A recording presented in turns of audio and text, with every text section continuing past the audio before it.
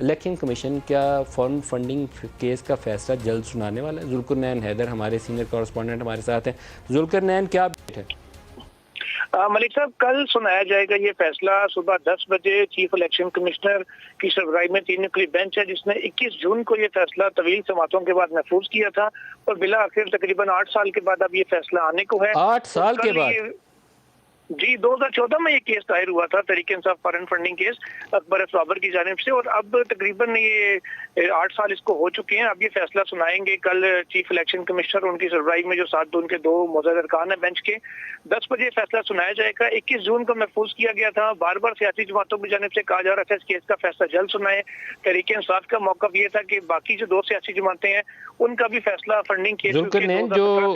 Foreign funding Pakistan Tehreek Insaf کی ہے، اس کے اندر جو وہ ایک برطانوی اخبار نے خبر شائع کی ہے جس کے اندر ووٹن کرکٹ کلب، جس میں عارف نقوی کے ذریعے ملینز آف ڈالر آنے کا دعویٰ ہے، اس کے علاوہ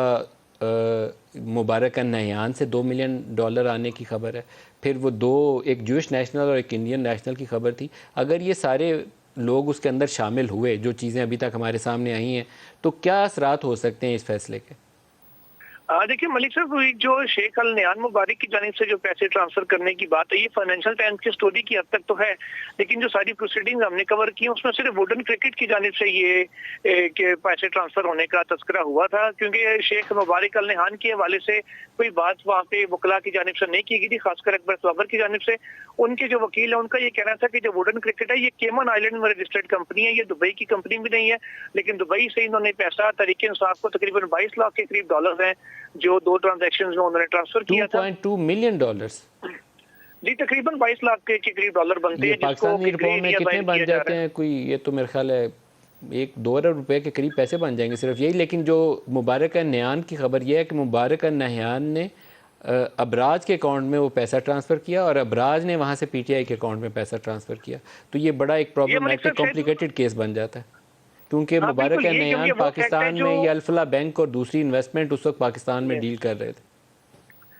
جی بالکل ملک صاحب، اصل میں یہ وہ فیکٹ ہے کہ جو اب سامنے آیا ہے، جب ججمنٹ ریزرو ہوئے بھی تقریباً 1 مہینے سے زیادہ گزر چکا تھا، یہ اگر پہلے بات سامنے آئی ہوتی تو یقیناً اس سٹوری کا حوالہ بھی اس میں کیس میں پروسیڈنگز کے دوران دیا گیا تھا۔ پروسیڈنگز کے دوران یہ بات سامنے نہیں آئی تھی، البتہ جو ووڈن کرکٹ کے طرف سے پیسے آنا ہے یہ آیا تھا۔ اس کے علاوہ جو ایک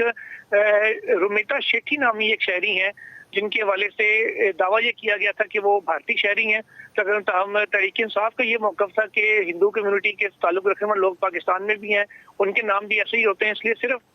نام کے حوالے سے کسی کو یہ تاثر نہ دیا جائے کہ وہ بھارتی ہے یا کوئی اور ہے۔ اور جو جیوش کے حوالے سے بھی وہاں پہ جو الیکشن کمیشن آف پاکستان ہے اس کے اوپر زیادہ کوئی اسٹریس نہیں کیا گیا تھا اکبر بابر کے بیرش نے، یہ ان کے پولیٹیکل اپوننٹ بار بار اس کا نام لیتے تھے، بیرش نے اپنے پیسے دیے ہیں وہ، کیونکہ US کی جو فارن فنڈنگ کی ویب سائٹ ہے اس کے اوپر بھی بیرش نے کا نام پڑا